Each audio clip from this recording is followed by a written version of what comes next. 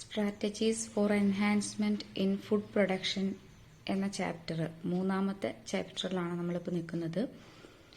ആ ചാപ്റ്ററിൽ food production എങ്ങനെ ഇൻക്രീസ് ചെയ്യാം എന്നുള്ളതാണ് പറയുന്നത്. അതിൽ കുറച്ച് ഫാം മാനേജ്മെന്റുകൾ, ആനിമൽസിൻ്റെയും ബേർഡ്സിൻ്റെയും ഫിഷസിൻ്റെയൊക്കെ വളർത്തലിനെ കുറിച്ചാണ് ആദ്യം പറഞ്ഞിരിക്കുന്നത്. ആദ്യത്തെ ക്ലാസ്സിൽ നമ്മൾ ഡയറി ഫാം മാനേജ്മെൻറ്റും അതിൽ ശ്രദ്ധിക്കേണ്ട കാര്യങ്ങൾ എന്തൊക്കെയാണ് എന്നുള്ളതും നമ്മൾ മനസ്സിലാക്കി. ഇന്ന് നമ്മൾ പറയുന്നത് poultry farm management. Poultry farm എന്ന് പറഞ്ഞു കഴിഞ്ഞാൽ എന്താണ്? പക്ഷികളെ വളർത്തുക, അല്ലേ? നമുക്ക് മനുഷ്യന്മാർക്ക് ഉപയോഗത്തിന് വേണ്ടിയിട്ട് എഗ്ഗായിട്ടോ മീറ്റായിട്ടോ, ഇനി അതുമല്ല ഭംഗിക്ക് വേണ്ടിയിട്ടോ ഒക്കെ നമ്മൾ കാണാനുള്ള ഭംഗിക്ക് വേണ്ടിയിട്ടോ വളർത്താൻ വേണ്ടിയിട്ട് ബേർഡ്സിനെ വളർത്തുകയും ശ്രദ്ധിക്കുകയും ചെയ്യുന്നതിനെയാണ് പൗൾട്രി ഫാമിംഗ് എന്ന് വിളിക്കുന്നത്. പൗൾട്രി എന്ന് പറഞ്ഞു കഴിഞ്ഞിട്ടുണ്ടെങ്കിൽ ഫൗൾസ് എന്ന് പറഞ്ഞാൽ ബേർഡ്സ് ആണ് കേട്ടോ. അപ്പോൾ എന്താണ്? Rearing, breeding or caring of domesticated fowls or birds for egg, meat or any other human importance അല്ലെങ്കിൽ human purpose is known as poultry farming. Poultry ഫാമിങ്ങിൽ എന്തൊക്കെ കാര്യങ്ങൾ ശ്രദ്ധിക്കണം? എന്തൊക്കെ കാര്യങ്ങളാണ് ആനിമൽ ഫാമിങ്ങിൽ ശ്രദ്ധിക്കാനുള്ളത്? അതെല്ലാം അവിടെയും ശ്രദ്ധിക്കണം, അല്ലേ? പ്രത്യേകമായിട്ട് ഡിസീസ് ഫ്രീ ആയിട്ടുള്ള സ്യൂട്ടബിൾ ബ്രീഡ്സിനെ സെലക്ട് ചെയ്യാനും, നല്ല റെസിസ്റ്റൻസ് ഉള്ള നല്ല സ്യൂട്ടബിൾ ആയിട്ടുള്ള ബ്രീഡ്സിനെ സെലക്ട് ചെയ്യണം. അതുപോലെ തന്നെ ഫാം മാനേജ്മെന്റ് വളരെ കറക്റ്റായിട്ട് ചെയ്തിരിക്കണം.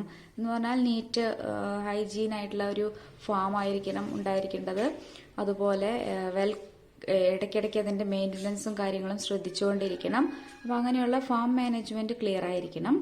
അതുപോലെ ഹെൽത്ത് കെയർ, പ്രോപ്പറായിട്ടുള്ള ഹെൽത്ത് കെയറും മൃഗങ്ങളുടെ അല്ലെങ്കിൽ പക്ഷികളുടെ വൃത്തിയും ഒക്കെ നമ്മൾ ശ്രദ്ധിക്കേണ്ടതുണ്ട്. പിന്നെ ഏറ്റവും പ്രധാനമായിട്ട് ശ്രദ്ധിക്കേണ്ട മറ്റൊന്നാണ് പ്രോപ്പർ ഫീഡ് ആൻഡ് വാട്ടർ. നല്ല ഭക്ഷണവും നല്ല വെള്ളവും കൊടുത്തു കഴിഞ്ഞാൽ തന്നെ പലതരം അസുഖങ്ങളും ഒഴിവാക്കാനായിട്ട് സാധിക്കും. പക്ഷികൾക്ക് ഉണ്ടാവുന്ന പലതരം അസുഖങ്ങളുണ്ടല്ലേ? പക്ഷികളിൽ നിന്ന് മനുഷ്യന്മാരിലേക്കും പകരുന്ന അസുഖങ്ങളുണ്ട്. ബേർഡ് ഫ്ലൂ എന്നൊക്കെ കേട്ടിട്ടില്ലേ? H5N1. അപ്പൊ ഇതൊക്കെ മനുഷ്യരിലേക്കും പകരുന്ന ഇതുകളാണ്. പക്ഷിപ്പനി, അതാണ് ബേർഡ് ഫ്ലൂ എന്ന് പറയുന്നത്.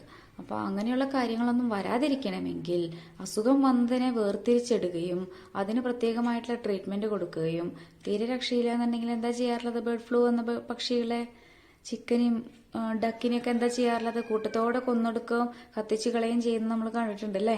അപ്പോൾ അതങ്ങനെ ചെയ്യേണ്ടി വരികയാണ്. കാരണം ഇനിയുള്ളവർക്ക് അത് പകരാതിരിക്കാൻ അല്ലെങ്കിൽ മനുഷ്യന്മാർക്ക് അത് സ്പ്രെഡ് ആവാതിരിക്കാൻ അങ്ങനെയുള്ള കാര്യങ്ങളൊക്കെ ചെയ്യണം. അതല്ലെങ്കിൽ അത് വരാതിരിക്കാനുള്ള നല്ല വെറൈറ്റികളെ തിരഞ്ഞെടുക്കാനും വന്നു കഴിഞ്ഞാൽ അവർക്ക് പ്രോപ്പർ ഹെൽത്ത് കെയർ കൊടുക്കാനും ശ്രദ്ധിക്കേണ്ടതുണ്ട്.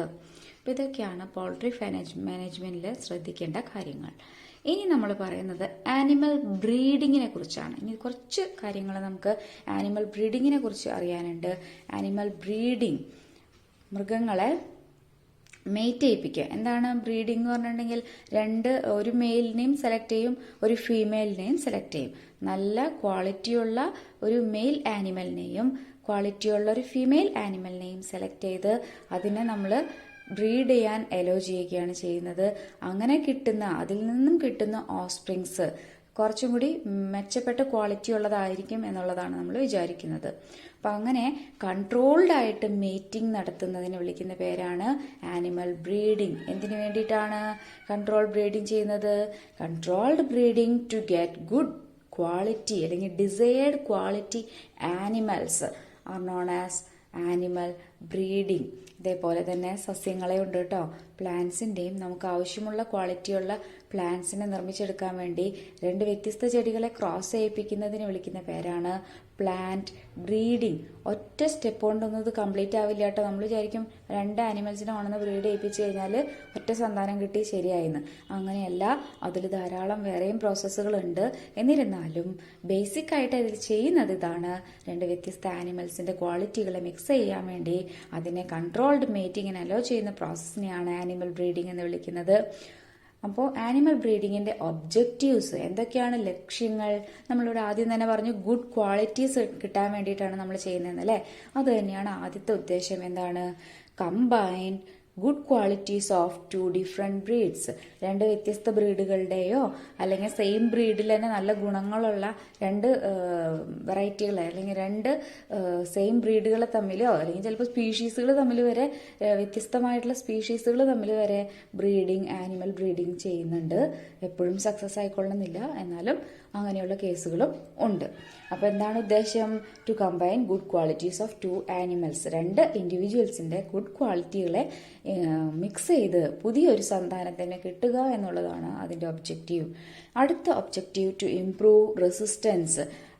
മൃഗങ്ങളിലെ പ്രതിരോധ ശക്തി കൂട്ടുന്നതിന് വേണ്ടിയിട്ട് ആനിമൽ ബ്രീഡിങ് ചെയ്യാറുണ്ട്. അതുപോലെ തന്നെ ഇൻക്രീസ് ഇൻ പ്രൊഡക്ഷൻ, ഉൽപാദനം കൂട്ടാൻ വേണ്ടിയിട്ടും ആനിമൽ ബ്രീഡിങ് ചെയ്യാറുണ്ട്. Improve quality of the produce എന്ന് പറഞ്ഞാൽ പ്രൊഡക്റ്റ്, അവരിൽ നിന്ന് കിട്ടുന്ന പ്രൊഡക്റ്റ്.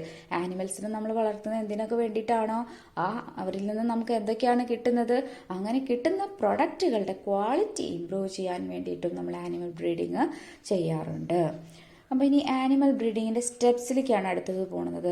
എങ്ങനെയാണ് മെത്തേഡ്സ് ഓഫ് ആനിമൽ ബ്രീഡിങ്, എങ്ങനെയാണ് ആനിമൽ ബ്രീഡിങ് ചെയ്യുന്നത്?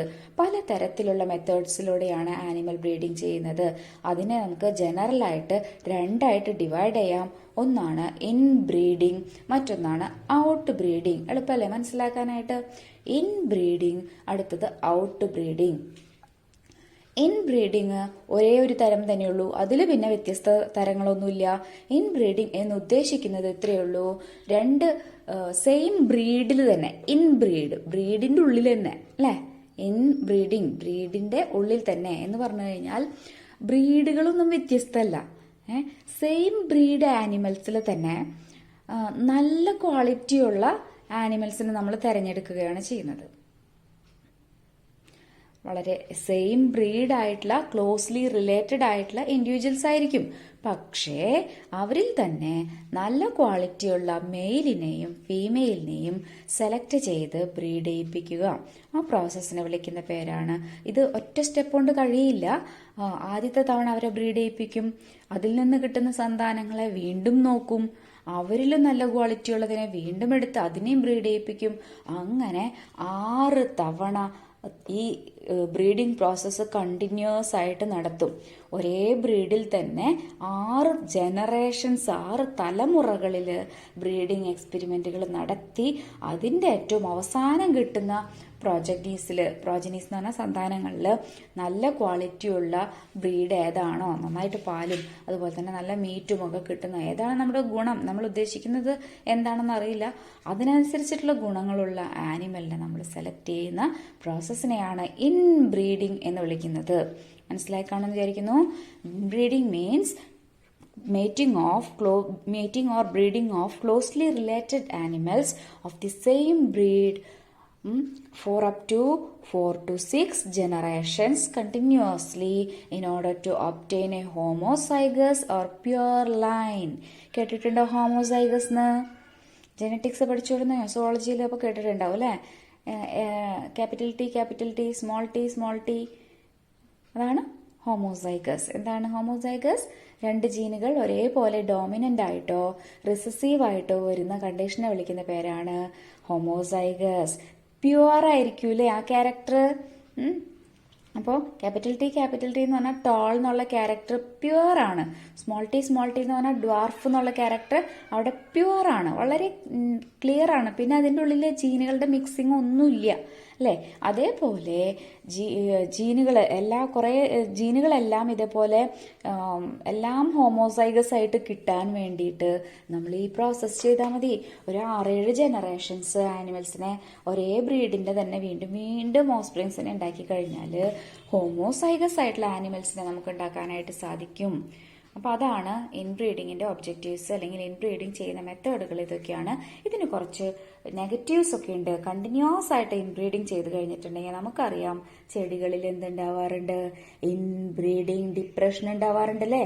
അതേപോലെ തന്നെയാണ് ആനിമൽസിലും കണ്ടിന്യൂസ് ആയിട്ടുള്ള ഇൻബ്രീഡിങ് ചെയ്തു കഴിഞ്ഞാൽ അവസാനം എത്തുന്ന ജനറേഷനിൽ ചിലപ്പോൾ എന്തുണ്ടാവും, നമ്മൾ ഉദ്ദേശിക്കുന്നത് ഗുണമാവും, പക്ഷെ കിട്ടുന്നത് ചിലപ്പോൾ നെഗറ്റീവ് ഇഫക്റ്റ് ആവും. എന്ന് പറഞ്ഞിട്ടുണ്ടെങ്കിൽ ഇൻബ്രീഡിങ് ഡിപ്രഷൻ ഉണ്ടാവാനുള്ള സാധ്യത ഉണ്ട് എന്നുള്ളതാണ് ഇതിന്റെ ഒരു ഡ്രോബാക്ക് ആയിട്ട് പറയുന്നത്. മനസ്സിലായല്ലോ? നെക്സ്റ്റ് പ്രോസസ്സാണ് ഔട്ട് ബ്രീഡിങ്. ഇതിന്റെ സ്റ്റെപ്സിനെ കുറിച്ചൊക്കെ നമ്മൾ ഡീറ്റെയിൽ ആയിട്ട് അടുത്ത സെക്ഷനിൽ പറയുന്നതായിരിക്കും. ഞാൻ ബ്രീഫായിട്ട് പറഞ്ഞു എന്ന് മാത്രം കേട്ടോ. ഇൻബ്രീഡിംഗ് ഇവിടെ ഒരുവിധം നമ്മൾ പറഞ്ഞു കഴിഞ്ഞിട്ടുണ്ട്. ഇനി അടുത്തത് ഔട്ട് ബ്രീഡിംഗ്. ഔട്ട് ബ്രീഡിംഗ് എന്ന് പറഞ്ഞിട്ടുണ്ടെങ്കിൽ പേര് പോലെ തന്നെ വ്യത്യസ്ത ബ്രീഡുകളെയാണ് ഇവിടെ സെലക്ട് ചെയ്യുന്നത് സാധാരണയായിട്ട്. പക്ഷേ ചില സമയത്ത് സെയിം ബ്രീഡ് തന്നെ നമ്മൾ എടുക്കാറുണ്ട്. പക്ഷെ അവർ കുറേ ദൂരെയുള്ള ആളുകളായിരിക്കും എന്ന് പറഞ്ഞിട്ടുണ്ടെങ്കിൽ ഒരു ബന്ധം ഉണ്ടാവില്ല അവർ തമ്മിൽ. ഇപ്പം ഒരു ബ്രീഡ് അതിന്റെ ഒരു ബ്രീഡ് നിൽക്കുന്നത് ഓസ്ട്രേലിയയിലാവും, ഒരെണ്ണം നിൽക്കുന്നത് ഇന്ത്യയിലാവും. അപ്പൊ ഓസ്ട്രേലിയയിൽ നിന്ന് കൊണ്ടുപോകുന്നുള്ള സെയിം ബ്രീഡ് തന്നെയാണെങ്കിലും എന്താണ് അവിടെ ഉണ്ടാവുന്നത്? They have no common ancestors for many generations. പല തലമുറകളായിട്ട് അവർക്ക് കോമൺ ആയിട്ടുള്ള ആൻസിസ്റ്റേഴ്സ് ഇല്ല, അല്ലെങ്കിൽ അവരുടെ കയ്യിൽ കോമൺ ആയിട്ടുള്ള ജീനുകളൊക്കെ വളരെ അപൂർവമായിരിക്കും. അങ്ങനെയുള്ള കണ്ടീഷനെയാണ് ബ്രീഡ് ചെയ്യിപ്പിക്കുന്നത്. ചിലപ്പോൾ സെയിം ബ്രീഡ് തന്നെയാണ്, ഡിഫറെന്റ് ബ്രീഡുകളെയാണ് ബ്രീഡ് ചെയ്യിപ്പിക്കുന്നത്. ചിലപ്പോൾ വ്യത്യസ്ത സ്പീഷീസുകളെ തമ്മിൽ ബ്രീഡ് മാറി അതിന്റെ മുകളിലുള്ളതാണ് സ്പീഷീസ് എന്ന് പറഞ്ഞു കഴിഞ്ഞാൽ കഴുതിയും കുതിരയും തമ്മിൽ ബ്രീഡ് ചെയ്യിപ്പിച്ച് അങ്ങനെ ഇരിക്കും. അതിനെയാണ് നമ്മൾ ഡിഫറെന്റ് സ്പീഷീസുകൾ എന്ന് ഉദ്ദേശിക്കുന്നത്. അപ്പൊ ഇത്തരത്തിലുള്ള ബ്രീഡിങ്ങുകളും ഔട്ട് ബ്രീഡിങ്ങുകൾ ചെയ്യാറുണ്ട്. Out breeding means breeding of different breeds or same breed without no common ancestors or within the different species. ഇതിനെയൊക്കെയാണ് ഔട്ട് ബ്രീഡിംഗ്. ഔട്ട് ബ്രീഡിങ്ങിന് അപ്പൊ നമുക്ക് ഒറ്റ ഡെഫിനേഷൻ ആയിട്ട് പറയാൻ പറ്റില്ല. ഇത് മൂന്നും ചേർന്നതാണ് ഔട്ട് ബ്രീഡിംഗ്. അപ്പൊ ഔട്ട് ബ്രീഡിങ്ങിനെ മൂന്നായിട്ട് ഡിവൈഡ് ചെയ്തിട്ടുണ്ട് വീണ്ടും. ഡിഫറെന്റ് ബ്രീഡ്സിനെ തമ്മിൽ ബ്രീഡ് ചെയ്യിപ്പിക്കുന്നത്, ഡിഫറെന്റ് സ്പീഷീസിൽ തമ്മിൽ ബ്രീഡ് ചെയ്യിപ്പിക്കുന്നത്, ആൻസിസ്റ്റേഴ്സ് ഒരേപോലെ അല്ലാത്തവരെ തമ്മിൽ സെയിം ബ്രീഡുകളെ തന്നെ ബ്രീഡ് ചെയ്യിപ്പിക്കുന്നത്. അപ്പൊ ഇത് ശരിക്കും പറയുകയാണെങ്കിൽ ഇൻബ്രീഡിങ് തന്നെയാണ് അല്ലെ. സെയിം ബ്രീഡുകളെ തമ്മിൽ സെലക്ട് ചെയ്യിപ്പിക്കാന്ന് പറഞ്ഞിട്ടുണ്ടെങ്കിൽ ഇത് എന്താണ് രണ്ടാമത്തെ കേസ്? ശരിക്കും പറയുകയാണെങ്കിൽ അത് ഇൻബ്രീഡിങ് തന്നെയാണ്. പക്ഷെ ഔട്ട് ബ്രീഡിങ്ങിലാണ് ഉൾപ്പെടുത്തിയിരിക്കുന്നത്. കാരണം they have no common ancestors for up to 4 to 6 generations. അതുകൊണ്ട് അവരെ ഔട്ട് ബ്രീഡിങ്ങിൽ തന്നെയാണ് ഉൾപ്പെടുത്തിയിരിക്കുന്നത്. അപ്പൊ ഔട്ട് ബ്രീഡിങ്ങിന്റെ 3 ടൈപ്പാണിത്. ഇതിനെ വിളിക്കുന്ന പേരാണ് ഔട്ട് ക്രോസിംഗ്, ഇതിനെ വിളിക്കുന്ന പേരാണ് ക്രോസ് ബ്രീഡിംഗ്, ഇത് ഔട്ട് ക്രോസിംഗ്.